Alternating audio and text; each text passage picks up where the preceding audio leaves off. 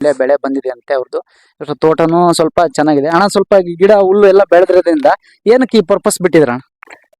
ಹುಲ್ಲು ಬೆಳೀತದೆ ಅಂತಂದ್ರೆ ಈ ಬಿಸಿಲುಗಾಲದಲ್ಲಿ ಅಣ್ಣ. ಸೂರ್ಯನ ಕಿರಣಗಳು ಅತಿ ಹೆಚ್ಚು ಹಾ, ಇರೋದ್ರಿಂದ ಹಾ. ಭೂಮಿ ಡ್ರೈ ಆಗುತ್ತೆ, ಹಾ. ಹೀಟ್ ಜಾಸ್ತಿ ಆಗುತ್ತೆ. ಹಾ. ಈ ಹುಲ್ಲು ಇರೋದ್ರಿಂದ ಅದು ಸ್ವಲ್ಪ ತಡಿತತೆ, ನೆಲದಿಂದ ತೇವಾಂಶ. ಬರೋ ಹೀಟು ಹ್ಮ್. ತಡಿತತೆ. ಹಾ. ನಾವ್ ಎಷ್ಟೇ ನೀರ್ ಬಿಟ್ರು ನೀರ್ನಾಗೂ ಹೀಟ್ ಆಗುತ್ತೆ. ಹಾ, ಹಂಗಿರ್ಬೇಕಾದ್ರೆ ಹಾ. ಇವಾಗ ಹುಲ್ಲು ಇರೋದ್ರಿಂದ ಹಾ. ಸ್ವಲ್ಪ ಉತ್ತಮ. ಅದೇ ಅದೇ. ಹೆಂಗಂದ್ರೆ ಮರಗಳಿಗೆ ಹಾ, ಹಾ. ಪೂರ್ತಿ ನೆರಳು ಬೀಳಲ್ಲ, ಇರುತ್ತೆ. ನೆಲದಿಂದ ಚೆನ್ನಾಗಿರುತ್ತೆ ಅಂತ ಹೇಳ್ತಾರೆ. ಆವಿ ಇದಾಗಲ್ಲ, ಹಾ, ಹೌದು ಅಣ್ಣ. ಒಟ್ಟು ಇರ್ಬೇಕು. ಹೌದು. ಮತ್ತೆ ಅಡಿಕೆ ಹುಲ್ಲು ಇದ್ರ ಮಧ್ಯದಲ್ಲಿ ಏನಾದ್ರು ಬೆಳೆ ಇರ್ತಿತ್ರಿ ಹೆಂಗಣ್ಣ? ಇಲ್ಲ, ಬೆಳೆ ಮೊದ್ಲೆಲ್ಲ ಇಡ್ತಿದ್ವಿ. ಇವಾಗೆಲ್ಲ ಫಸ್ಲಿ ಬಂದ ಮೇಲೆ ಬಿಸ್ಲೇ ಬೀಳಲ್ಲ ಅಂತಂದ್ರೆ ಫಸ್ಲ್ ಯಾವ್ದು ಬರುತ್ತೆ? ಹಾ, ಬರಲ್ಲ. ಅದೇ. ಅಡಿಕೆನೆ ಹಂಗಾಗಿ ಏನ್ ಬೆಳೆಗಳು ಏನ್ ಮಾಡಲ್ಲ. ಕ್ಲೀನ್ ಮಾಡಕ್ ಆಗಲ್ಲ. ಹಂಗಾಗಿ ಏನ್ ತೋಟದಲ್ಲಿ ಮಾಡಿದ್ರು ತೋಟ ಒಂದ್ ಸಂಘಟಿತ ಮೇಂಟೈನ್ ವರ್ಷ. ಮಾಡ್ಕೊಂಡು ಹೋಗ್ತೀರಾ? ಹ್ಮ್. ತೋಟ ಒಂದ್ ಮೇಂಟೈನ್ ಮಾಡ್ಕೊಂಡು ಹೋಗ್ತೀರಾ ಅಷ್ಟೇ? ಅಷ್ಟೇ. ಅಷ್ಟ್ ಬಿಟ್ ಮತ್ತೆ ಬೇರೆ ಹೆಂಗಣ್ಣ? ಫಲ ಚೆನ್ನಾಗಿರ್ತೈತ ಅಡಿಕೆ ತೋಟ ಮಾಡೋದ್ರಿಂದ ನಿಮಗೆ ಖುಷಿ ಇದೆಯಾ? ಮಾಡಿದ್ರೆ ಚೆನ್ನಾಗೆ, ಹಾ, ಮಾಡಾರಿದ್ರೆ. ಮಾಡ್ಬೇಕು.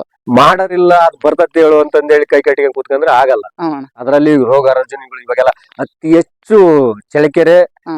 ಒಟ್ಟು ಚಿತ್ರದುರ್ಗ, ದಾವಣಗೆರೆ ಅತಿ ಹೆಚ್ಚು ಮಾಡಿದ್ದಾರೆ ಅಡಿಕೆ. ಹಾ ಅಣ್ಣ. ಎಲ್ಲಿ ಯಾವ ಡಿಸ್ಟಿಕ್ ನಾಗೂ ಮಾಡಿಲ್ಲೇನೋ ಅನ್ನಂಗೆ ಹಾ. ಮಾಡ್ತಿದ್ದಾರೆ. ಇವಾಗ ಏನಾಗುತ್ತೆ ಅಂತಂದ್ರೆ ಅತಿ ಹೆಚ್ಚು ಫಸಲುಗಳು ಯೂಸ್ ಮಾಡೋದ್ರಿಂದ ಈ ರಾಸಾಯನಿಕಗಳೆಲ್ಲ ಯೂಸ್ ಮಾಡ್ಬಿಟ್ಟು ಅನೇಕ ರೋಗಗಳು ಹಾ. ಇವೆಲ್ಲ ಬಾಧೆಗಳಾಗಿ ಇವಾಗೆಲ್ಲ ಅಂಟು ರೋಗ, ಹಾ. ಈ ಕೊಳೆ ರೋಗ ಆಗಿರ್ಬೋದು, ಇನ್ನೊಂದು ಗಿಡನೇ ಒಣಗಿ ಹೋಗ್ತದೆ, ಹಾ, ಹಾ.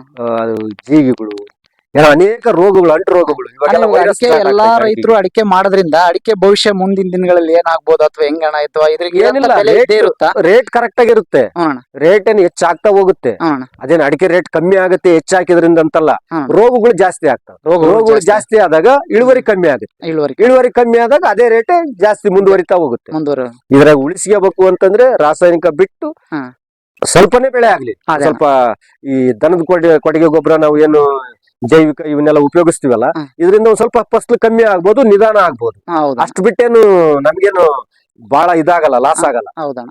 ಅದರಿಂದ ಇವಾಗ ರಾಸಾಯನಿಕ ಉಪಯೋಗಿಸ್ಬಿಟ್ಟು ಒಂದ್ 3 ವರ್ಷ ಚೆನ್ನಾಗ್ ಬೆಳೆದ್ಬಿಟ್ಟು 4ನೇ ವರ್ಷಕ್ಕೆ ದಬಾಯ್ಕೆ ಮನಿಕ್ಕೋಬೇಕಾಗತ್ತೆ.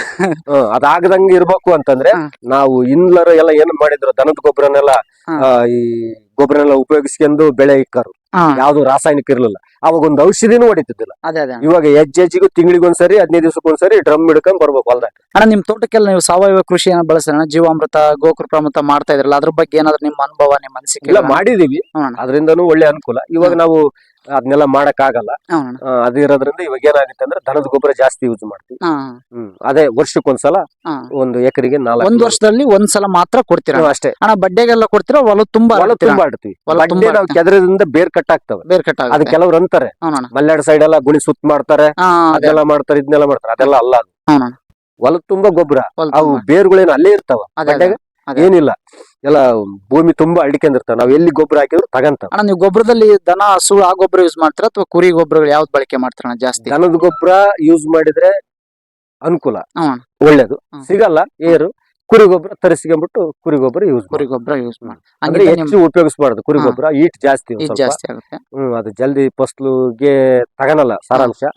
ಕ್ರಮೇಣ ತಿಂಗಳು 2 ತಿಂಗಳು ಬಿಟ್ಟು ಆದ್ಮೇಲೆ ತಗಂತತೆ. ದನದ ಗೊಬ್ಬರ ಜಲ್ದಿ ಸಡನ್ ಆಗು ತಗಂತತೆ. ಈ ರೀತಿ ಮಾಡಬಹುದು. ಕನು ಕೊಡ್ತತೆ ದನದ ಗೊಬ್ಬರ. ನೀವು ತೋಟಕ್ಕೆ ಮತ್ತೆ ಹರಿನೀರೇ ಜಾಸ್ತಿ ಮಾಡಿದ್ರೆ ಡ್ರಿಪ್ ಫುಲ್ ಕಂಪ್ಲೀಟ್ ಬಿಡುದ್ವಿ. ಹರಿನೀರು ಅಂತಂದ್ ಹೇಳಿ ಸುಮ್ನೆ ತ್ಯಾವದ ಮೇಲೆ ತ್ಯಾವ ಕೂಡಂಗಿಲ್ಲ. 15 ದಿವಸ ಆ ನೆಲ ಅನುಗುಣ ತಕ್ಕಂತೆ ನಾವು 10 ದಿನಕ್ಕೊಂದ್ಸಲ ಒಂದ್ತಡಿ. ಭೂಮಿ ಮಣ್ಣು ನಾವು ನೀರ್ ಬಿಡ್ಬೇಕಾಗಿರೋದು ಯಾವಾಗ ಅಂತಂದ್ರೆ ಭೂಮಿ ಉದುರಾಗಿರ್ಬೇಕು, ಪೂರ್ತಿ ಎಲ್ಲ ಪುಡಿ ಪುಡಿ ಆಗಿ ಹೋಗ್ಬೇಕು. ಮಣ್ಣು ಹಿಂಗ್ ತಗಂದ್ರೆ ಮಣ್ಣು ಒಣಗೋಗತ್, ಮಣ್ಣು ಮ್ಯಾಗಳದು ಅನ್ನಂಗ್ ಇರ್ಬೇಕು. ಒಂದು ಮ್ಯಾಕ್ಸಿಮಮ್ 10 ದಿನ ಅಂದ್ಕೋಬಹುದು. ಈಗ ಒಂದ್ ಸ್ವಲ್ಪ ಜಿಗಿಟ್ ಮಣ್ಣು ಇರೋದ್ರಾಗ 15 ದಿನ ಮಾಡ್ಬೋದು, ನಡೀತದೆ. ಇವಾಗ ಯಾಕಂದ್ರೆ ಫಸ್ಲಿಗೆ ಬಂದಿರೋದ್ರಿಂದ 10 ದಿನ, 8 ದಿನ, 10 ದಿನ ಬಿಡ್ಬೋದು. ಈ 4 ದಿನಕ್ಕೊಂದೆಟ್ಟು ತಡಿ ಬಿಡು ಒಣಗಿ ಬಿಡತ್ತೆ ಬಿಡು ಅಂತಂದ್ರೆ ಅಲ್ಲ. ಮ್ಯಾಕ್ಸಿಮಮ್ ಇರ್ಬೇಕು. ಒಂದು ಅನುಭವದ ಪ್ರಕಾರ ಭೂಮಿ ಅನುಗುಣವಾಗಿ ನಾವು ಕೊಡ್ತಾ ಹೋದ್ರ ನೀರು ಚೆನ್ನಾಗ್ ಬರ್ತದೆ.